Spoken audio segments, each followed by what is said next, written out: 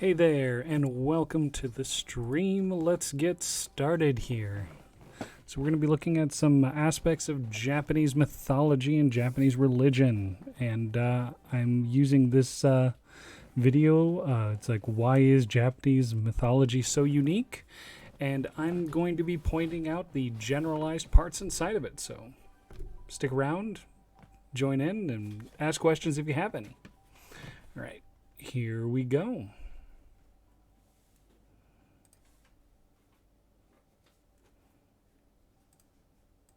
All right, so let's start the video here. And if there are any ads, I'm going to pause the video and, We'll just chat a little bit while I'm waiting for the ads to finish. So let's get started. Aspect of Japan, one of the most technologically ambitious countries in the world, with so much. Hold on a second. I think the sound there is actually kind of low. Let me see if I can fix that real quick.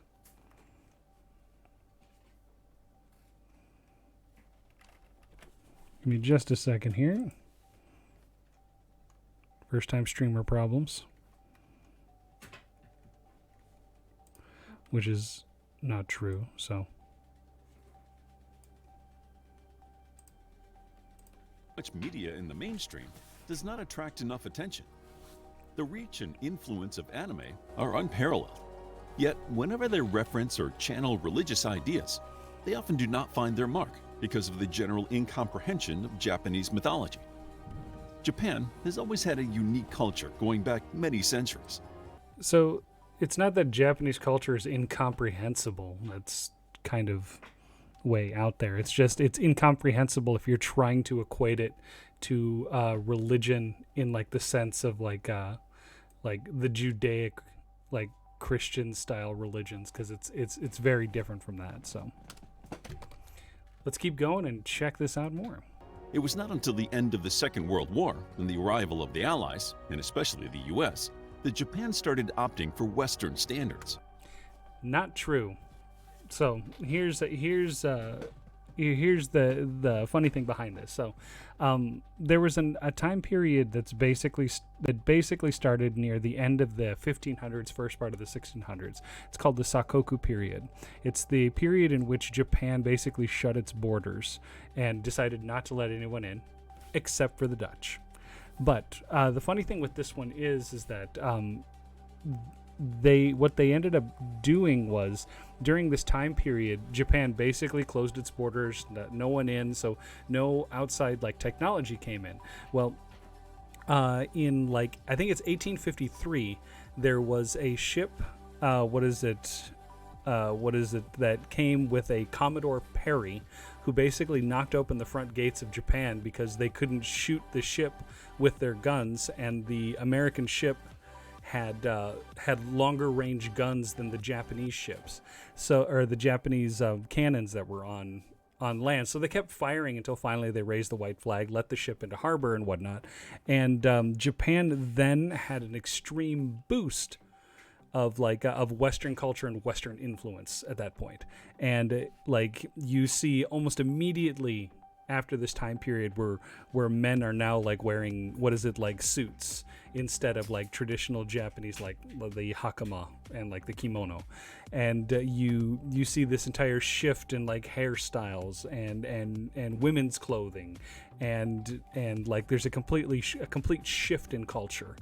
And then after that time period, so after that is done, you have the imperial period where Japan starts to like get back in touch with its roots. They make the emperor basically the head of state and whatnot, and they adhere to some like traditional values while also maintaining some of the Western clothing, Western military practices, and some Western thought and ideas, while also holding on to these traditional beliefs. Then finally, after World War II, Japan then opens back up to the West again, and then the West comes in and modernizes Japan even more.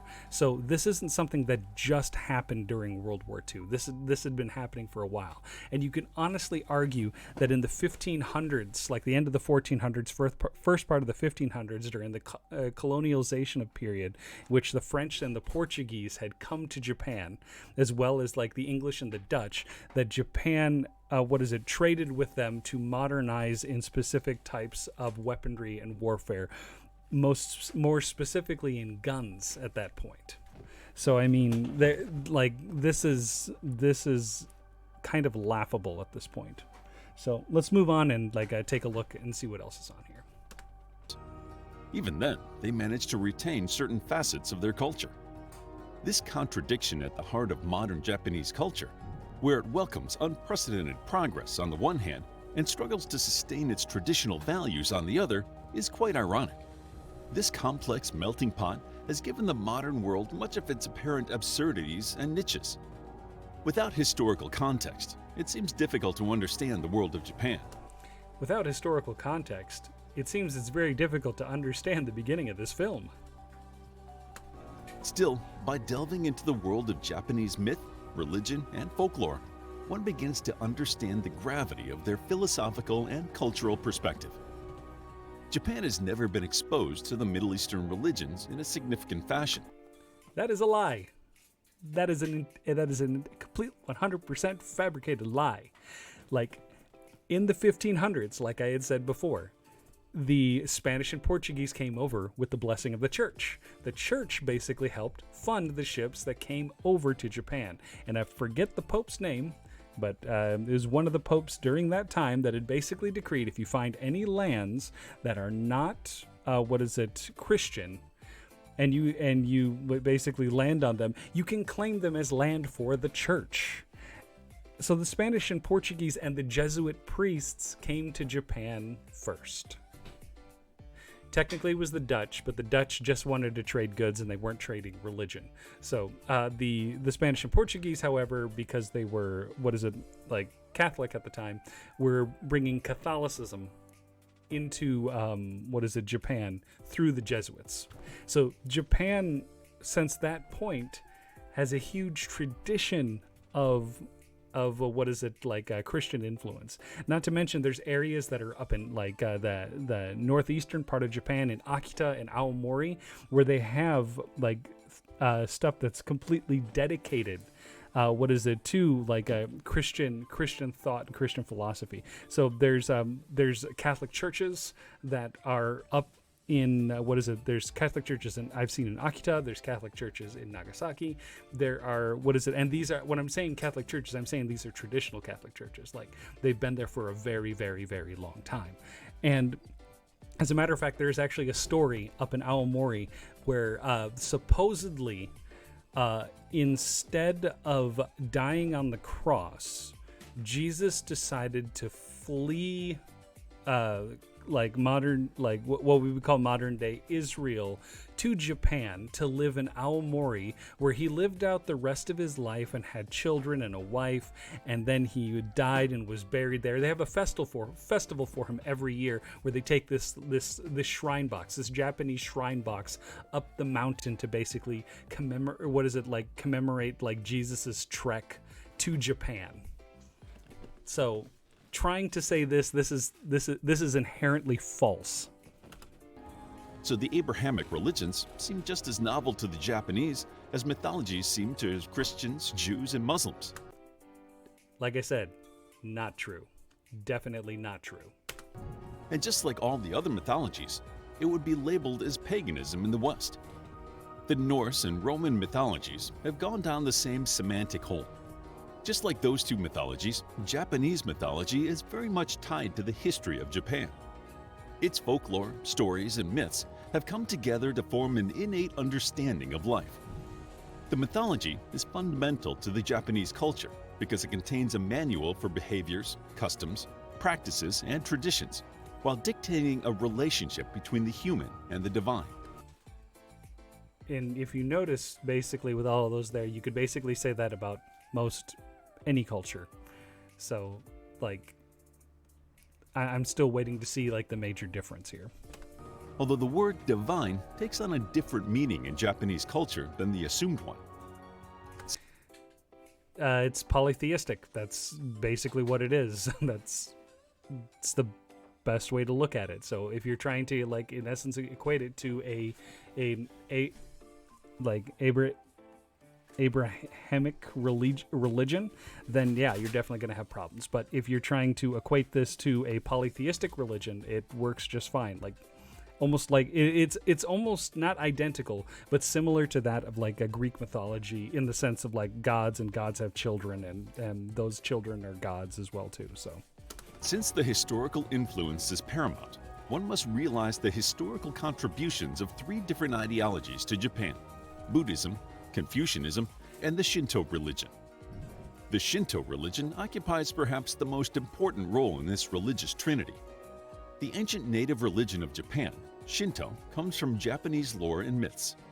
It provides the spiritual backdrop to the moralistic influence of Buddhism and the traditionalist practice of Confucianism. So it's not a traditionalist practice of Confucianism. You would say that the the moralism is actually the Confucianism, and the traditionalist practice is that of Shinto itself. Buddhism just kind of weaves its way in there, and the specific type of Buddhism was brought over from China, and Shinto Buddhism itself, like the fusion of the two there, also like basically create a large portion of the mythology. The aspect of Confucianism that was brought over was basically meant for governmental practices and law.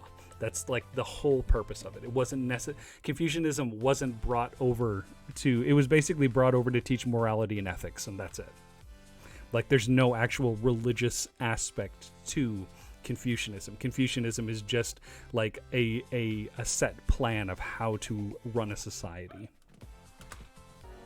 The lore of the Shinto religion, and most of the Japanese myth, can be traced back to two literary works. The Kojiki and the Nihongi are two of the earliest compilations that dictate Japanese history.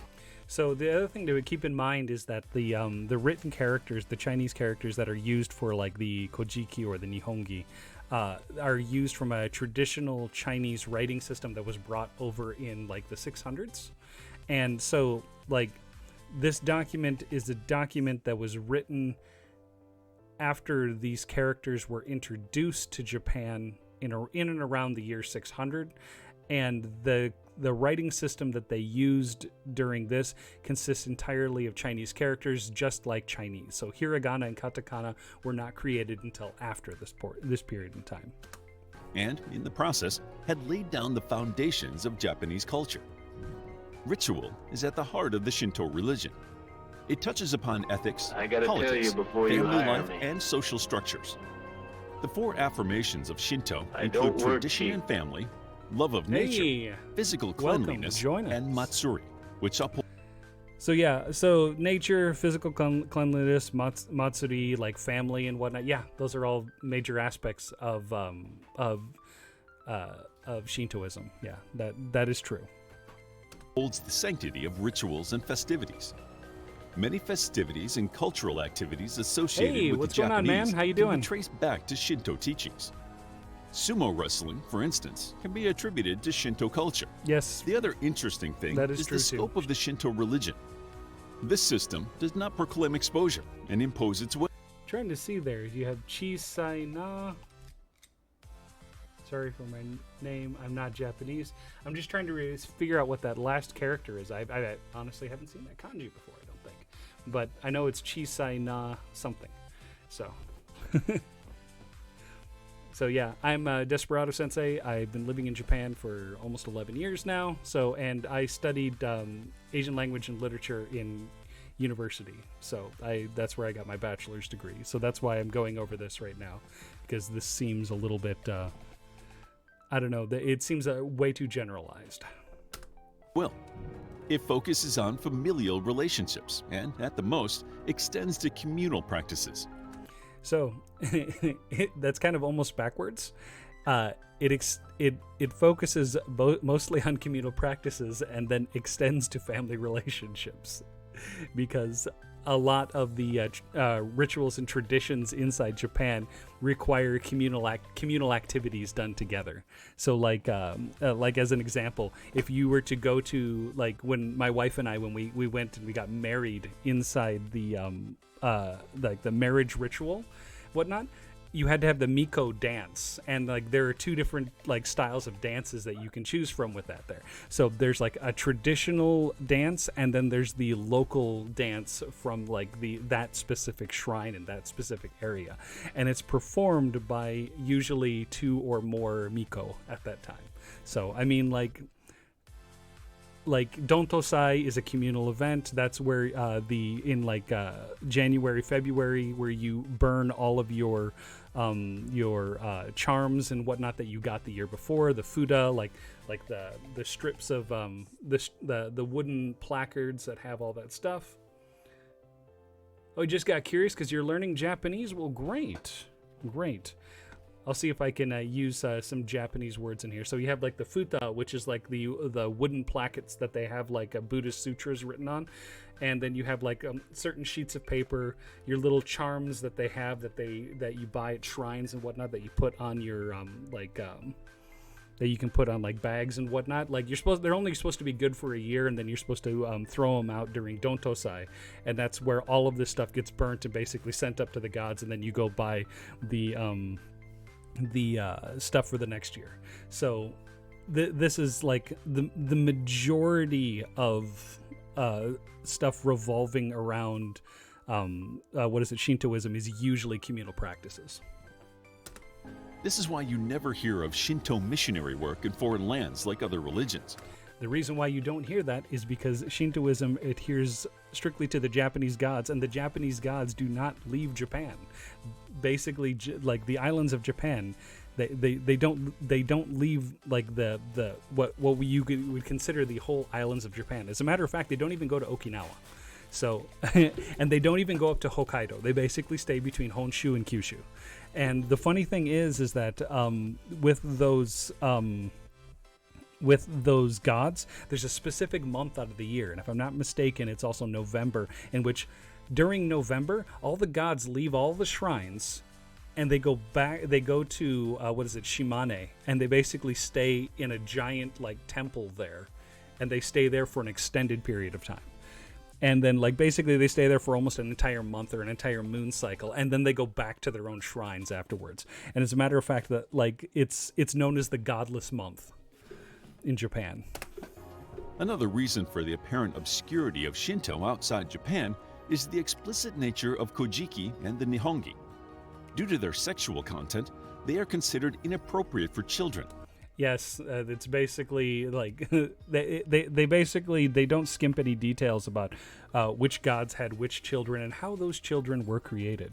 As a matter of fact, to explain this even more, the concept of how the islands of Japan were I should wait until they actually introduce the gods to say this, but basically what happens is they used the main god Izanagi used his semen, and dropped it into the sea, mixed it with his sword, and then the bubbles and froth that came forth from that created the islands of Japan. Oh, my Japanese sensei? No, I teach English here in Japan, but I've been, I get called sensei by the schools that I teach at, so. And are rarely studied in the same vein as some of the more puritanical religious works. Shinto is based on devotion to the spiritual world. The spiritual world consists of kami. So, kami just means God. And like god, goddesses, gods, or gods, goddesses. So if you think whenever they say kami in this, just think of like saying like a Greek gods. Like saying like every time they say kami, they're like Zeus. Zeus is a kami, and then like Athena is a kami, and then like Neptune is a kami, and like that's basically like when they're using the term kami in this, that's what they're meaning by that. Which are invisible spiritual beings. The idea of kami is very different from its perception because the Japanese are rarely in line with the monotheistic idea of God. Right. It's a polytheistic religion, just like you would with Greek or Roman mythology. If treated properly, the kami, or the spirits, help people in every aspect of life, including but not restricted to health and business. So here's the thing, and this is the thing that they're not telling you, is that there are two different, like, there are many gods in Japan, obviously, polytheistic.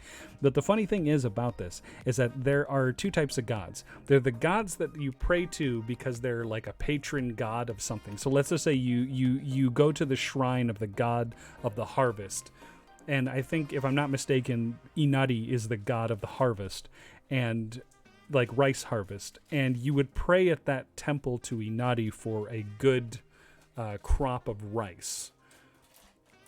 Likewise, and I don't remember like what this god is, you would also go to the god of pestilence and pray to the god of pestilence so that they would not have pestilence descend on your crops. So you would give offerings to that god to save yourself from the pestilence. So you pray to the gods that do good things to do good things for you, and you pray to the gods that do bad things so the bad things don't get done to you. It's really interesting. The treatment of kami refers to the rituals at local shrines and the festivities that pay respect to the spiritual beings. The bond between kami, that is to say the spiritual world, and objects, that is to say the material world, is the source of harmony. So this is basically they're setting up the entire concept of like the shrine aspect, in which the spiritual world is like the gods themselves, and they are, what is it, like manifested in the physical objects and stuff that are used inside the shrines themselves. When physical deeds and things are in alignment with nature, the balance prevails.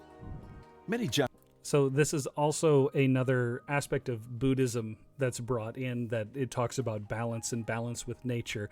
And like the whole thing with when you tie Buddhism.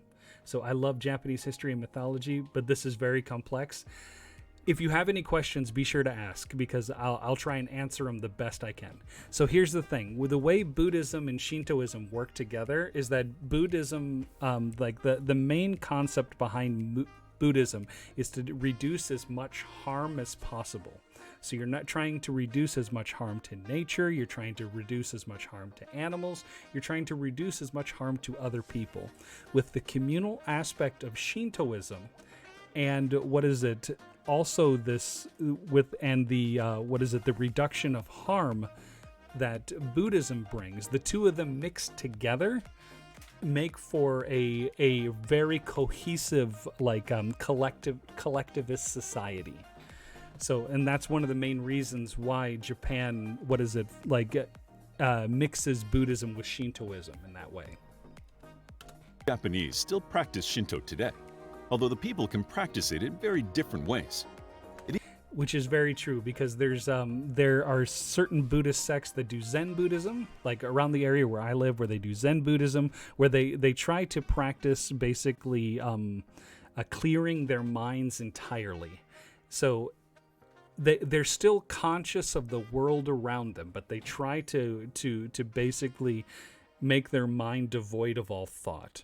And it's really funny, because I actually got to see the inside of one of the training facilities they have for this, like these prayer rooms that they have, and they have a guy that goes around, and if you fall asleep, he literally smacks you with this giant stick that looks like a ruler from a nun, with a nun from hell's ruler. And he'll literally just crack you over the top of the head with it if you fall asleep trying to clear your mind. And they try to practice doing this for long extended periods of time. It's really interesting. The other thing is that there's Buddhists in Japan will also eat meat. They will eat fish. They will eat all of these other things. But there are certain specific Buddhists that eat what's called shojin ryori. And shojin ryori is basically a vegan dish. It has the least amount of harm done to the natural world by eating the food that they provide, and usually it's majority vegetable. So let's keep moving. Even for those who don't, its roots go so deep in Japanese culture, to the point that it is almost impossible to partake in the Japanese way of life without acknowledging the Shinto influence. So Shinto influence is basically everywhere. So, like to give an example, okay. So let's say that in Japan that you want to move, okay, and this is really interesting because there is what you call like your district shrine, your like county shrine, and then your local shrine. And if you're going to move from one locale to another, you need to go to all three of those shrines and have a prayer service to pray to the god, to tell the god, and like basically in essence get permission from the god to leave the location that you're in at that point. And then when you move to the new location, you have to go to those three other shrines basically. And then you have to go and see the gods at those shrines. And when you see the gods at those shrines, you have to basically have a prayer service in order for them to accept you into the new community that you moved into. So this is an aspect of Shintoism. It's not highly practiced very much anymore, but it's still something that's done. The one thing that is done on a regular basis is whenever you build a new house, they have a Japanese priest, a Shinto priest, come out and bless the ground around it, and they also pray to the god in the local shrine to purify the area that they're going to be putting the house in. Now you might be wondering why it is referred to as a religion. Shinto is not a religion in the Abrahamic sense of the word. It is more a way of life. The easiest way of understanding it would be to compare it with the concept of Dharma in the Indian subcontinent. So, it is a religion in the sense that it has a history of gods, and then there's the belief in the gods, and then there's all this other stuff. The main difference is that like it's almost as if the gods are stationary, except for when they move to that island that I was talking about. They're stationary to the location of the shrine that is built to them, and you basically move around them because they're stationary. They don't move on their own. So that's one of the main differences. Dharma does not refer to religion explicitly. It refers to a certain understanding of life that drives the culture, rituals, and communal activities. It might seem that Shinto and Dharma are exceptions to the norm, but that is not the case. This is how humans have treated religion since ancient times. The Western idea of religion that has become prevalent in recent times did not exist until the Protestant Reformation took place in the 16th century. It reorganized beliefs in a fashion that was closer to the primitive lifestyle in some ways, while adding reason and rationale to the equation. So is it true that meat was banned in Japan for a long time in Japan? Meat, I don't think, has ever been banned in Japan. The places that it has been banned is there's certain Buddhist traditions and whatnot, where you're not allowed to like kill certain animals in certain locations and whatnot. Like the deer in Nara, for example, that is considered a holy location, and the deer are considered holy there. As a matter of fact, if you were to accidentally hit one with your car, you could face criminal charges for not like stopping because like the deer were like in the road and whatnot. Like sometimes the deer will stop traffic for a long period of time because of that. But I don't necessarily remember reading anything about like meat itself being banned in Japan. And this is really funny how they're tracing this all the way back to like the Protestant Reformation, unless of course that they're basically trying to nudge against Catholics that came there. I'm not Catholic, by the way. I'm just saying like Catholics kind of got there first, and then the English got there after the Catholics, and there was kind of a beef, and that could be why they're pushing this, but I don't understand why they're presenting it in this way. By positing that beliefs should evolve, it became a radical force of change. However, the same thing had been happening in primitive and ancient religions, for lack of a better word. Myths and folklore evolve with time. The only difference that the Reformation made is that the change became much more frequent. So, when we look at mythologies, whether they be Scandinavian, Indian, Chinese, or Japanese, we are looking at a more intrinsic form of faith, one that is not bound by strict adherence to a guide. Therefore, when we look at Japanese mythology, it presents an exceptional case because, unlike the Indian or Scandinavian beliefs, it has not come into extended contact with monotheist ideas. So yeah, I mean, that's true. It doesn't come in with monotheistic ideas, but there's certain aspects of like Japanese concepts of hell that correlate with the Chinese concept of hell at the same time. And it's really funny because there's like Enma, who is the god of hell in Japan, and then there's Yan Lo, who is the god of hell in China and whatnot. And both of them are basically like an accountant that basically tells you when you're supposed to be in hell, tells you and what your torture and where you're supposed to be. So he's basically like the secretary / accountant for all the people in hell. And those two entities, the Chinese and the Japanese entity, basically have the exact same job. They just have different names. The brief stay of the American forces after the Second World War was the first instance of foreign cultural interference. That is not true. The first instance of foreign cultural interference came during the mid 1400s, when the Dutch came over to Japan, and followed by the Spanish, and then followed by the English. That is the first instance. And then after the Sakoku period, which I talked about in the very beginning, for basically from the 1600s all the way until like the 1850s, Japan had closed its borders to the outside world. And then the Americans kicked in the door with Commodore Perry, and it's known as the Kudofune, the black ship, to Japanese people, and it kicked open the front door and westernized Japan again at that point. And then Japan went and created the Imperial Army, and after creating the Imperial Army and going through the imperialist government way of life, where they're adhering more to traditional values in Japan and whatnot. After World War II, they modernized again. So there were two instances before the instance that they're talking about here. This is why context matters with this stuff. Like, cultural interference happened well before World War II. Isolated mythology, which is more of a culture than a religion, is much more open to change and evolution, unlike the Jewish and Islamic traditions. So the Japanese culture just didn't change. So the thing is like the way it was way back then is kind of the same it is right now.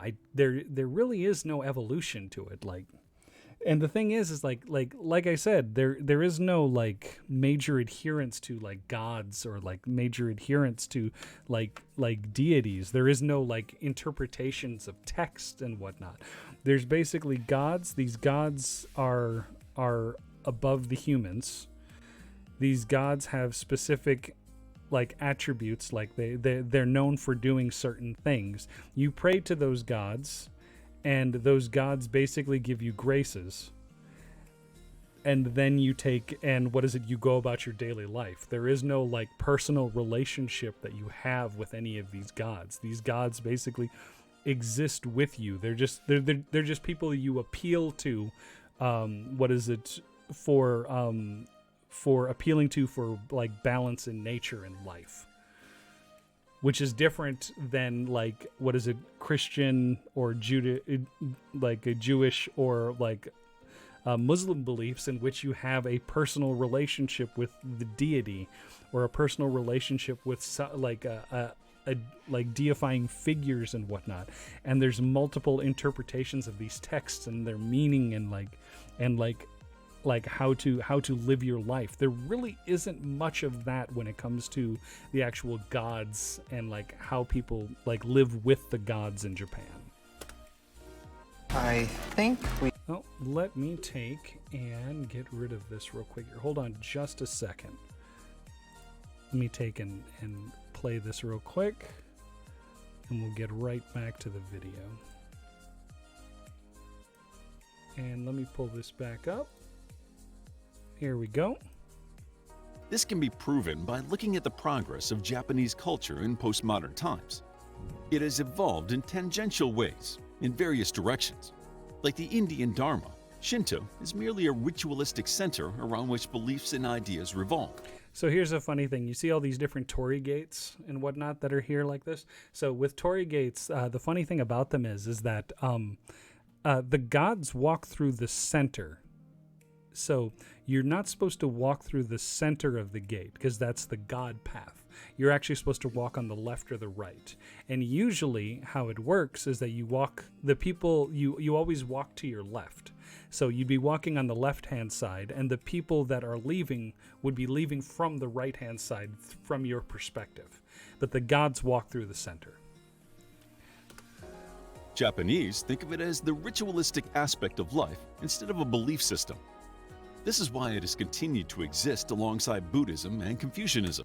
Confucianism is not a religion.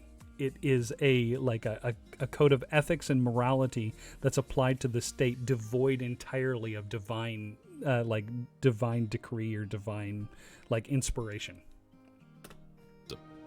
This is a unique attribute because if you look at Hinduism, it is not compatible with other ideologies.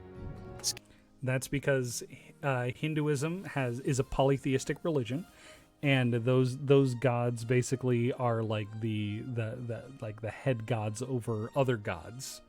And the other thing is that Buddhism does not have a religion. Like, a lot of people think that Buddha is the deity inside Buddhism. Buddha is a concept. It is not a figure. So when you hear people say you need to be like the Buddha and whatnot, they're basically saying you need to be like the concept of the Buddha. The whole point is to reach nirvana, and once you reach nirvana, which is enlightenment and like a complete and utter understanding of everything in the life in the universe. Once you attain that, you are able to transcend existence, but not in a deity form. It's more of like you exist in an ethereal plane knowing everything. But you are not revered by anybody or worshipped by anybody for attaining that position. So there's no actual deity in Buddhism. Scandinavian mythology was not compatible with Christianity, and so on. The word Shinto has been derived from two Chinese characters, Shen, which means divine being, or God, like quite literally, and it's Shin. That's Shin, and Tao, which means road or way or path. So this is Shinto basically means the God path. Way of life. Immediately, you can recognize the effect of Chinese ideologies, as Tao comes from the Taoist school of thought. This doesn't come from Taoism. I don't want to say it's absurd, but Taoism and Buddhism aren't necessarily. I don't want to say that they're not compatible with each other, but they definitely have their qualms with each other. So trying to ascribe Taoist beliefs to, and they say Taoist here, but Tao and Tao are basically the same thing. But like Taoist beliefs to Buddhist beliefs at the same time is kind of absurd. So when Taoists use the word, the explicit meaning of the word becomes the way. The basic premise of Shinto proclaims the one thing that I will say that's really interesting with Taoism and Taoism, though, that some of the aspects of different mythological creatures and whatnot that are in Japan or whatnot derive some of their storyline and storytelling from Chinese stories. So there could be influence from Taoism from that. So like in the video that I did yesterday, we were talking about the nine-tailed fox. And the nine-tailed fox, it gets a tail every 100 years. And then finally, when it gets its last tail, it's what is it? That's when it reaches 1,000 years, and that is kind of like that plays into the same line with what was it with the Taoist thought and the Taoist tradition of trying to actually take and reach immortality. So like Taoists were always about like getting elixirs and whatnot and trying to live like longer than the normal human life through that. So like that's one of those like that you could say that could have been like a Taoist influence inside Japan for that like longevity with that. So the good nature of people, and it teaches that there is no inherent evil. This is different from the concept of original sin. No inherent evil? Taoism, that's where the yin and yang comes from. In every good there's evil, and in every evil there's good. So like basically like the concept behind it is that even if you do evil things, something good may still come of it. Like good may happen because of an evil deed that you did. But the other thing is for every good thing that you do, with the effects of that good thing could have like bad effects or evil effects that happen because you did that good thing, which is kind of contradictory. So sin in most of the major religions. Without the concept of an omnipotent deity and no commandments, it is a fairly simple religion. That is very true. Like there is no like divine scripture. There's like that the Kojiki or the Nihongi. That's basically a what is it? It would be as if that is just like the origin story of Japan. And then it just basically names the different gods in Japan and whatnot. And then there are even more gods that are not named in the Nihongi and the Kojiki as well. On top of that, its adherents are free to follow other religions and philosophies. Yep. The important thing to notice is that since it is concerned with the land of Japan and its history, an important myth narrates the creation of the world. According to the Japanese, there was formless chaos, harboring an infinite silence. After many eons, movement and sound started to take shape. As this primordial void begins to take shape, lighter particles move up to create the heavens, while the heavier particles move down to form the earth. Deities start appearing from the heavens and the earth. Two kami, Izanagi and Izanami. So two gods, Izanagi and Izanami, who are brother and sister, just so you know, descend to rule the creation on earth. After the death of Izanami, Izanagi undertakes a ritual of purification, which gave birth to the sun deity. So, Izanagi and Izanami, Izanagi died, Izanami gave birth to Amaterasu. Izanagi's husband was her brother, Izanami. And do you remember the story, like, of how I said how Japan was created, and with basically the froth from the semen that was stirred into the ocean that created the islands of Japan? Yeah, that's from some brotherly and sisterly love. Amaterasu, the moon deity Tsukuyomi, and the deity of storms and the seas, Susanoo. The Japanese and that's not Susanoo, it is Susanoo. Creation myth follows similar narrative threads as other primitive religions. Whereas the myths give the Japanese people an idea of their geographical and spiritual upbringing, it also helps them understand the bond between man and nature. The concept of kami, the spirit that resides in all natural things, whether rocks, trees, or humans, reinforces this invisible bond. As for the historical lineage, the myths are sufficient answers. The myths of the ancestral land show that the Japanese emperor is a descendant of the gods. Which is true. Like, it is believed that the emperor himself is a direct descendant from Izanami. Kami, a similar concept that also exists in Chinese mythology, but it was introduced and enforced later on. In addition to Shinto, Buddhism adds to the structure of Japanese life. These concepts of natural balance and harmony can be seen in Japanese arts, The visual arts of Japan have a strict sense of composition and equilibrium. According to figures from 1999, 83% of Japanese are adherents to Shinto. And when they say adherence, that means that like loosely adherent. So like it's kind of like Easter Christmas Catholics. So like most Japanese people, like because of like tradition, will go at New Year's to New Year's shrines, and they'll pray at the temple and they'll wish for something and whatnot. And it's just something people do, and they line up. It's not because like they're adhering to the religion. It's just something people do like every year on a regular basis that they've done for years and years and years. Then there's also the the summer festivals, which are usually festivals for the dead and whatnot. And most people go to those festivals, and some participate in the dances, and some of them participate in the festivals, and some of them are just like communally there for the festival itself.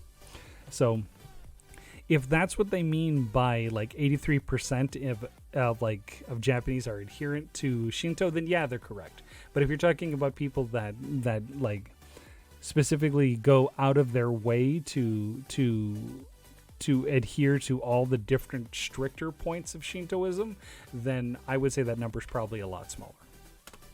While 76% are Buddhists. Which is also true. Like a lot of them like believe in the Japanese gods, but are not necessarily big into Buddhism. But I would say a lot of Japanese people are Buddhists, and like Shinto and Buddhism really mesh with each other, and it's kind of hard to separate the two from each other because they're so intertwined. Like as an example, like any shrine that you go to in Japan that's called like Jinja and whatnot, you're going to see a Shinto god. But if you go to a temple, or you go to it's not necessarily temple, it's like In is the other one. So like you would have like Ji is the character used for temple, and then you have In, which is another one, and you have Do, which is like hall, and then like In is like place, and then you have Ji, which literally means temple. And all of these places will have Japanese gods as well as your Buddhist gods.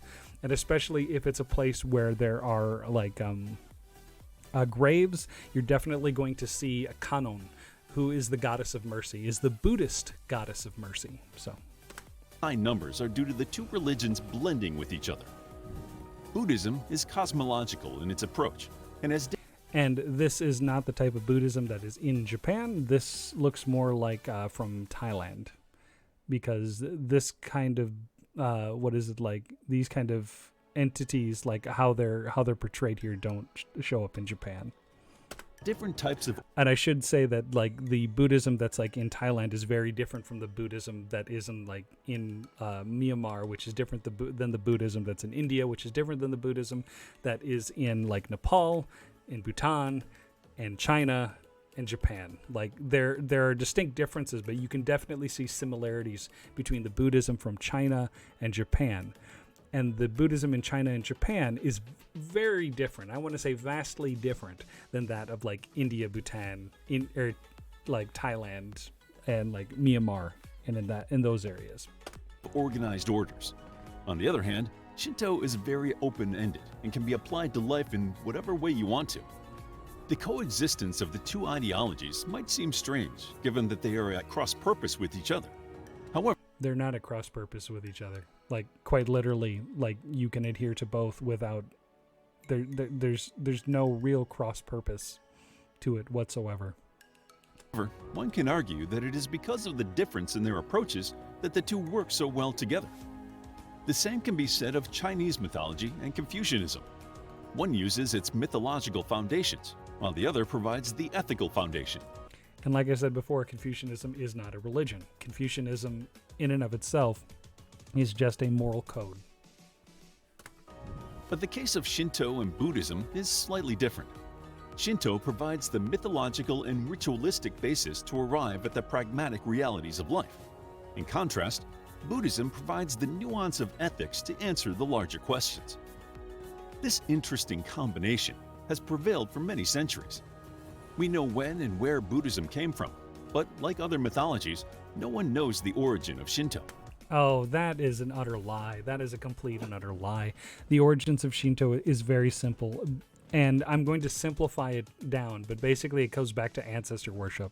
So basically, after people died, people, like prominent figures and whatnot, they would bury them, and they would bury them in like elaborate graves.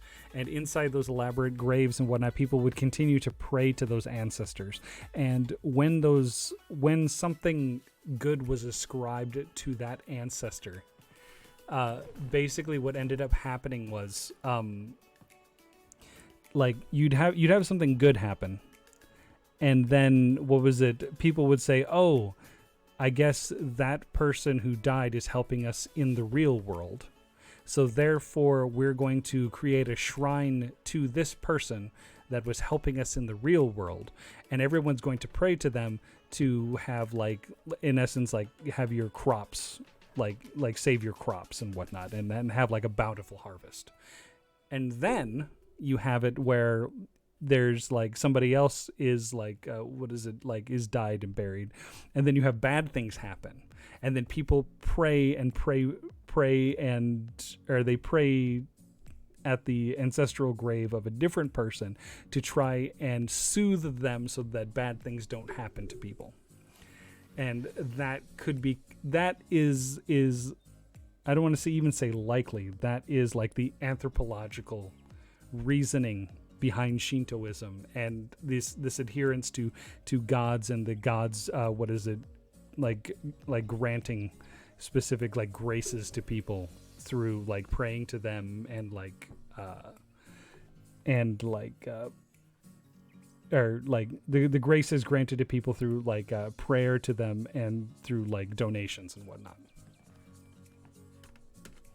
Moreover, Shinto is animistic and believes that all objects, even the ones that appear physically inanimate, possess spirits.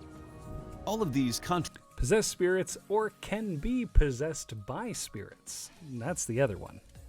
Contradictions and complex ideas at the heart of Japan make its religious standing diverse and unique. The result is a non-uniform faith that has varying deities and beliefs.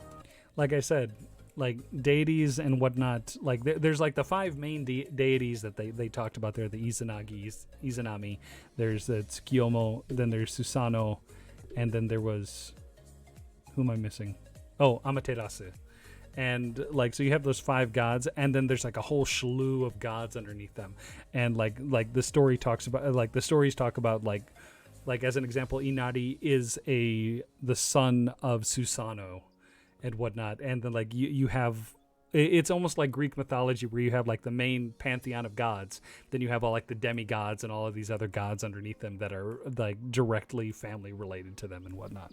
So it's very similar in that aspect. Ideas differ based on locale, making for an ever-changing belief system. That's very true. So like some of the gods that may exist in like northern Japan may be different from some of the gods that exist in southern Japan, but there is a certain pantheon of Japanese gods that are persistent throughout the entirety of Japan at the same time. So that may be like a confusing aspect to Shintoism. But the thing is like when I talked about that ancestor worship, that is where that ancestor worship comes from, where that the people that maybe had worshipped an ancestor from the southern region may not have necessarily adhered to, or like people in the north may not have necessarily like had that ancestor, so therefore there isn't that connection to that ancestor in that sense. And then over the years, the identity of the actual ancestor may have been lost, and that person may have been portrayed as a god. If you ever consume Japanese media, look out for these ideas. All aspects of Japanese life are filled with mythology references, especially when it comes to kami. Especially when it comes to gods, not kami, gods. Since the religious foundation of Japan is not monotheistic, it is much more tolerant of critique. Christians, Jews, and Muslims may sometimes frown upon the portrayal of God and his messengers. But as far as the Japanese are concerned, it's not that big a deal.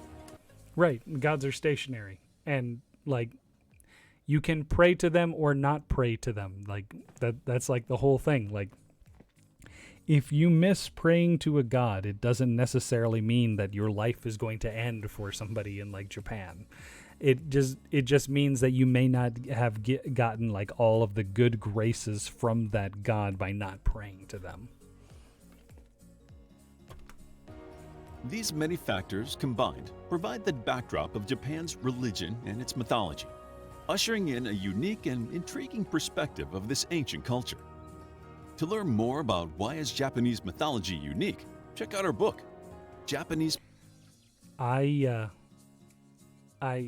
not gonna be the type of person to say that I wouldn't read this book, but I'm wondering if possibly they maybe go into more detail about this in the book, and they made this like super generalized, is basically just trying to sell the book.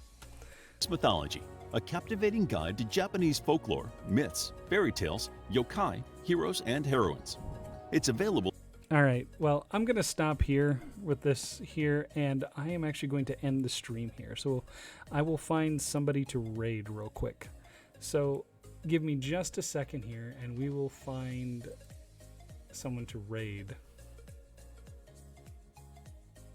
All right. We'll just start our raid here, and it's just going to be the two of us. And we will head off on that direction there. So I will talk to you all later. Take care, and goodbye.